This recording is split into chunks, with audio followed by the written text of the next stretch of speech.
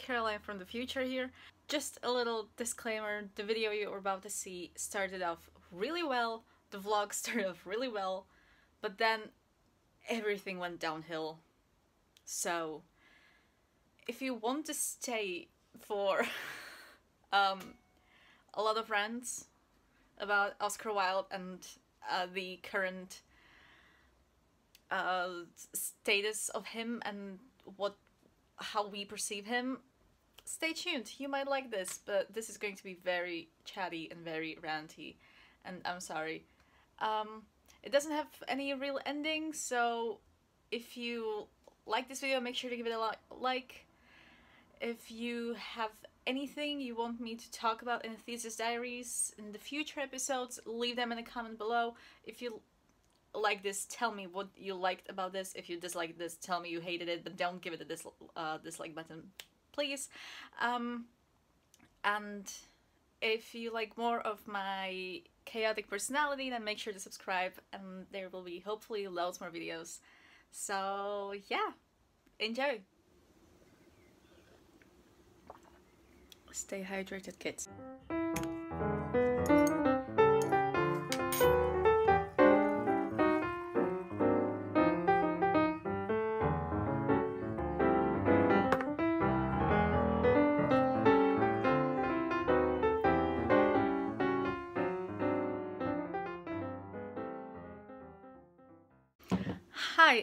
Hi, how's it going? Welcome to Thesis Diaries Part 2. It's Monday. It's 10:30. I have clock here, but I have another clock down here. Just trying to make sense of what I actually want my thesis to be and to do. So I'm trying to come up with some ideas as to what I actually want to say and what I want to explore, as I said in the first episode of Thesis Diaries. I'm trying to figure out what I want to actually explore, and I think I'm on a good way to, you know, go with the feminist analysis. I've been looking for ways that I can approach my topic, and I think keyword thing I think I've decided on analyzing the female characters, Wilde's female characters, in relation to today's feminism, and maybe like how progressive his female characters were, if he wrote them very subjectively or objectively as strong female characters. So right now I'm looking at The Vindication of Rights of Women by Mary Wollstonecraft, kind of like the first feminist. So I'm going to read that and see what the rights of women should have, encompass. I don't know if I'm saying all the good stuff, but what I wanted to say is I've been looking at the Ellman biography and looking for mention of women and women's rights and his opinion on women and the feminist movement, and they actually like mentioned feminism here. I was looking at Constance, I'm looking at the bibliography, and I found autobiography by Lord Alfred Douglas. I was interested in Oscar Wilde and myself, so I went on Google. I found the PDF, so I think I'm just going to read that as side reading to further prove my hypothesis that it's because of Bosie that everything went downhill. And so I looked in the Ellman biography, so in the epilogue it says it's about Douglas and the rest of his life and the writing of the autobiography. And you know, sorry for my French, but Bosie was a real piece of shit. Like, oh my his autobiography is very much opposed to homosexuality, and that there was nothing of that sort between him and Wilde. And so he replied to Deeper from This. So I'm going to read Deeper from This, and then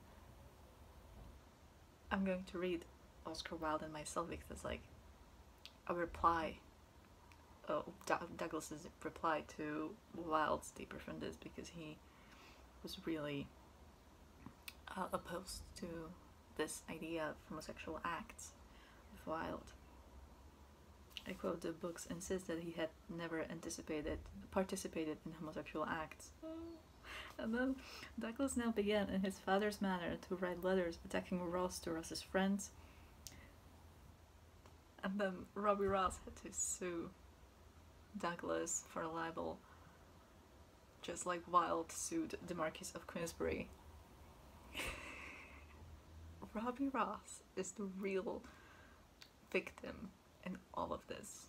You know, Constance and Robbie Ross are the real victims. I feel very sorry for Robbie Ross. He didn't deserve this. He was here. He was with Wilde for the majority of his life. He was a friend. He published his last works. He is the one that published Deeper from This. And then he just gets attacked. Poor guy. And then he dies. He dies. Oh, I love that Robbie Ross and Wilde, Oscar and Constance's sons, Cyril and Vivian, befriended Robbie Ross. Poor Robbie Ross, he just needed friends. He just needed friends, and he got them in the end. I hope. Oh, this is wild. Is this the life of an academic? Look at books everywhere. I just learned that Robbie Ross was Canadian, and that explains many things. You know, the stereotypical Canadians are the nicest people you will ever meet. Well, I'm not saying he wasn't a little shit, but he was the only person that stood by Oscar until the end, so. Just got home. I got back into my pajamas and I am exhausted, even though I had 2 coffees today. So I think I'm just gonna stop for today. I read quite a bit and I researched quite a bit. I feel like I have a more concrete idea of what I want my thesis to look like and what I want to focus on, so at least that's good. I still need to research a bit more to see if I have more. You see, my brain is not working. My brain is so not working today. So I've been very self-conscious about my thesis. I'm gonna put you right here. Very self-conscious because I've been looking at some old bachelor thesis and dissertations, and I keep looking at bibliography to kind of give me an inspiration as to what I could use in my thesis, like what sources and primary sources and secondary sources. And these people have so many, and I currently have so little. And also I realize like there's so much that I don't know. Today I think I'm just gonna sign off. Maybe I'll watch The Importance of Being Earnest or something like that, so I have still something to do with Oscar and my research, because I haven't read The Importance of Being Earnest yet. So I feel like I might watch the movie. I don't know. I just don't feel like studying anymore and researching. So I will see you when I see you. Hi. So it's a couple weeks later. I'm sorry, I just fell into a sort of slump, I guess. You know, we can have reading slump. We have reading slumps. We can have writing slumps and research slumps because I'm not writing anymore yet. I have nothing to update you on. I haven't done any research. I haven't done anything for... Sorry. I haven't done anything for my thesis. I've just been thinking about it, but not research. I think I just got overwhelmed by the excitement, and I needed to take a break to step back and think about what I want my thesis to be. So yeah, there's nothing to update you on my thesis, regarding my thesis. But what I want to show you, because you know, this is a bookstagram. This is a booktube channel and sort of study tube channel, maybe. So today I was productive and I cleaned my desk, cleaned this space, and I made a special kind of like school related shelf and like unit, and so I'm gonna show you that right now. So the top of my top of this shelf has my Collins Classics editions of classics. From Peter Pan backwards are the ones that I have read, and from Shakespeare to the front are the ones I haven't read. Then we have my beautiful, beautiful picture of Oscar Wilde, who looks at me while I study and judges me whenever I'm not studying. The main thing, the shelf and the books. Also, here is all of my school stuff. I have my school administration in the back, and I have my reading gloves and writing gloves from Story Arts, and I have the two of my iPads and my e-reader. Here's the overview. These are just old fairy tale books that are big, and I use them whenever I'm working on my laptop in bed. So I put this under my laptop so my laptop doesn't get overheated. At the bottom we have books by an author we don't mention anymore, and I also have my guitar tuner and my ukulele tuner, my capo, and my two guitar picks. And then going up we have Norwegian Wood by Haruki Murakami. This is not mine, this is my friend's, and this is her favorite book. Here's a book parcel for my best friend that I still haven't posted, and here are 3 literature and literary theory books from my university that I like to sometimes look into and get a very quick overview if I don't want to Google, and if I want to just... Things are easily said. We have something I call my thesis shelf. I don't, but now it's going to be my thesis shelf. Okay, on the back first I have all of the textbooks that I had to buy in the last 2 years for university, and then there are the 3 remaining. So here we have a little Bluetooth keyboard that goes with my big iPad. I have this folder, which is just a folder, this Hogwarts journal, which is just everything journal, and then 2 plain journals, and one of these will be my thesis journal and one of these my reading journal, but I still haven't decided. And then I have the 2 nonfiction books about Oscar Wilde, because I can't fit them up there on my nonfiction shelf. They don't fit, so they are here for easy access. This is Constance, The Tragic and Scandalous Life of Mrs. Oscar Wilde by Franny Moyle. We know that, I've talked about it. And then the Richard Ellman biography of Oscar Wilde, which is so good, and I still haven't started yet, but I do have marked some things in it, which I'm really excited about. And then I have A Very Short Introduction to English Literature by Jonathan Bate, and that's it. I think that's it for today, and I will see you in the next clip.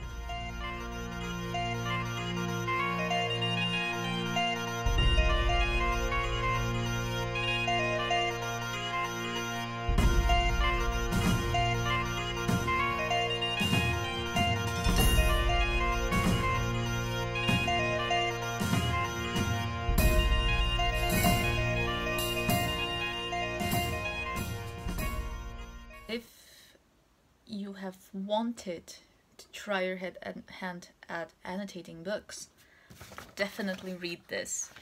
I don't personally agree with everything he says, and like that what you should mark or how you should mark. He said that when you find yourself just writing stupid bits and pieces, then it's not intelligent reading. So I don't agree that anything has to be intelligent. That yes, I did read Vanity Fair and I do have notes in this, and it is a very dense book, and it is actually lighter in tone. Like, it's definitely not light weight wise, but it is a lighter sort of book. It's not very deep, but there are hidden themes and meanings in it.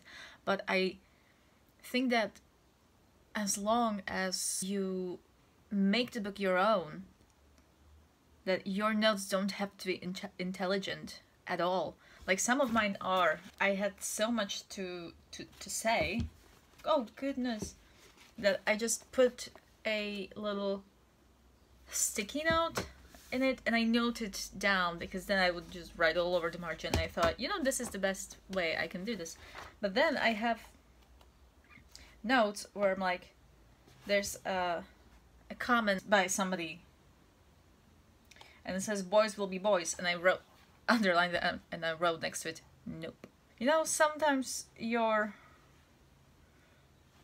notes don't have to be intelligent, but I think it just shows what you thought of a certain book. Like, for example, with my first copy of The Picture of Dorian Gray, there are not many notes. There are many sticky tabs, and they are color-coded because I was writing an essay on this, so I had to search for a specific thing that I had to like mark it up. And this doesn't have many intelligent notes. There's something. Oh yeah, I have like, he was self-centered, because we know that. But when I read it next time, I think there will be more notes from my own experience and from my own thinking, my own ideas, not just to write an essay to get a good mark, but to understand it better, because my opinion will matter a lot in my thesis. My thesis will be full of my opinions, and I'm excited for that.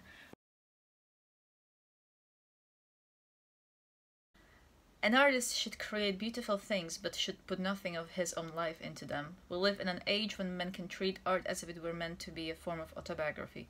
We have lost the abstract sense of beauty.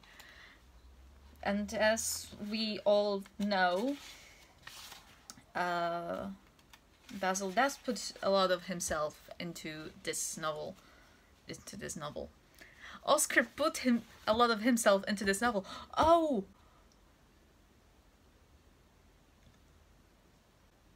We live in an age when men treat art as if it were meant to be a form of autobiography. And then there's that famous saying that the three main characters of The Picture of Dorian Gray are three views of Oscar. Like, the way society saw him, the way he saw himself, and the way he actually wanted to be. Making, what? I had a breakthrough with this novel now. Wow. Okay, so if you want to look at reading a bit differently, read this. It's worth the read. I don't really want to watch the literary theory thing. Is there anything else that I can watch or read?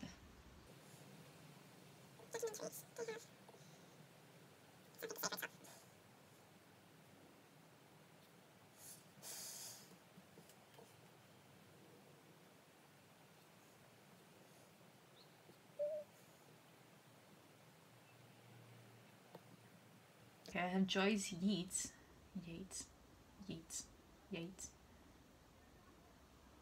and Wilde that I could watch. There's the Let's Talk About Oscar Wilde. Honestly, I don't know what I want to do. Do I even want to watch this? I don't. I love that the first comment on this video is petition to bring back Oscar Wilde. I agree. And the first reply is Oscar Wilde just wants to exist as a gay talented writer. Ancient cancel culture. I'm about to end this man's whole career. I'll prepare the necromancer ritual. Oscar Wilde is the only human that matters. Yes. There's somebody saying, I think it's worth mentioning that Wilde was a giant bisexual. I agree. Okay, here's the tea. Here's my opinion. A controversial opinion, according to some of my friends, but what can you do? I don't think Wilde was a homosexual. And I don't say this because I want him to be something else or whatever. I don't think we can say about a historical person that they were just that they were just one thing, that we can put them into a box just like that. Because, you know, in the 19th century, the word gay didn't mean what it means now.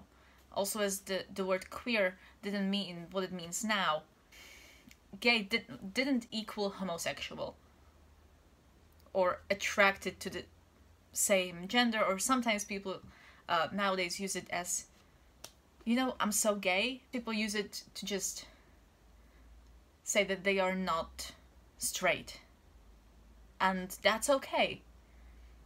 I think as long as you know that there are other identities and that, you know, being gay actually means, you know, being attracted to the same gender, then it's fine. Like, you can, I think people from the LGBTQIA plus community, I think it's not that wrong to use, oh, I'm so gay for this person, talking about a person from the same gender. My mind is going 1,000 miles an hour right now, so oh, I should stop with the coffee, because then it will go 2,000 miles an hour, and that's bad. What I wanted to say is, I don't believe we should put people, especially historical figures like Oscar Wilde, I don't think we should put them into a box and, you know, wrap it up, put a bow on it and say, okay, here you have a gay author. No, you definitely have a queer author if you choose to reclaim the word queer and have it as an umbrella term. But here we have a queer author, or an author who, you know, defied the norms of his time. And yes, we might call him gay, and today we might call him bisexual. We could even call him pansexual, because we don't know about all of his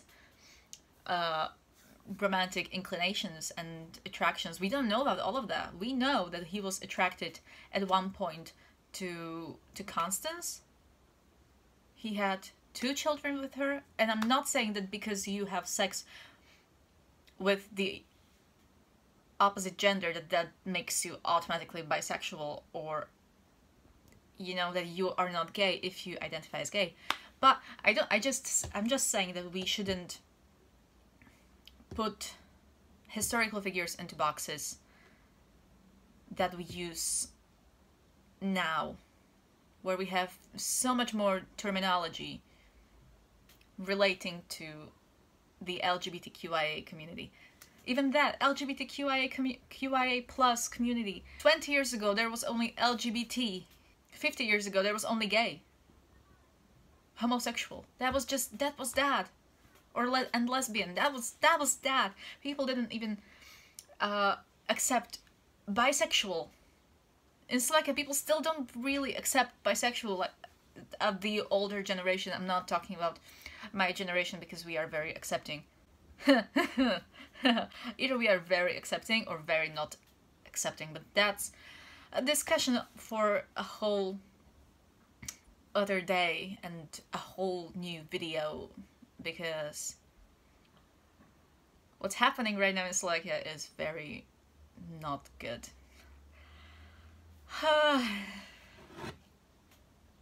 Let me finish on this. Let's not say that Oscar Wilde was just gay or just bisexual, because, you know, he was a free man to as much extent as he could be in the 19th century, in the late 19th century. You know, I have many thoughts and opinions on this. You know, how can you say or call somebody a terminology, a term that hasn't even been invented back then? I just think we should be a bit more wary of that. We all know he was attracted to men, and from what, 1880, whatever, let's check. Okay, 1891 he met Bowsy, and when did he meet? Okay, in 1884 he married Constance, and sometime after that, around the time his second son has already been born, that Robbie Ross came to live with them. And we know that Robbie Ross was kind of the catalyst of Wilde's, venture into having relationships with men and sexual relations with men. I don't know where I was going with this. Oh yeah, I know where I was going. So I think that we should say that we know for sure that from, let's say, 1890 onwards, when I read the Element biography, I will have more information on that. But we can say from like the 1890 onwards, we can say that the majority of his sexual relationships outside of his marriage were with men. We can say that. We have proof of that, and there's no shame in that. Well, now, back then there was.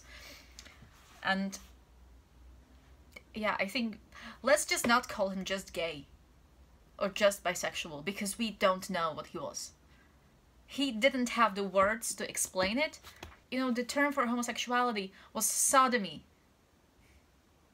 and gross indecency. That's the only words that they had for that, and that only meant, having sex with the same gender,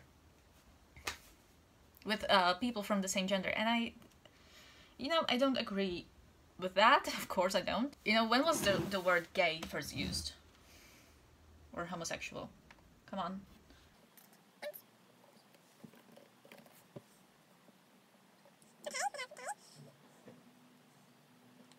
Okay. The terms used as reference to male homosexuality may date as early as the late 19th century, but its use gradually increased in the mid-20th century. In the 1960s, gay became the word favored by homosexual men to describe their sexual orientation.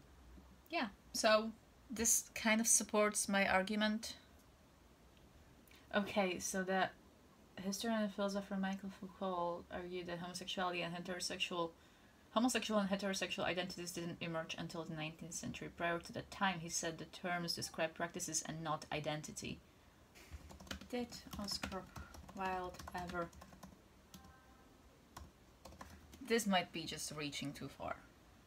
Okay, yeah, gay-related themes in the fairy tales of Oscar Wilde. I get that, but I want to know that he ever used the word, because I Okay, 10 popular misconceptions about Oscar Wilde by The Guardian. Let's see how good that is. So 1886/1887 is when he met Robbie Ross. I will do a bit more research and I will get back to you with this. Oh my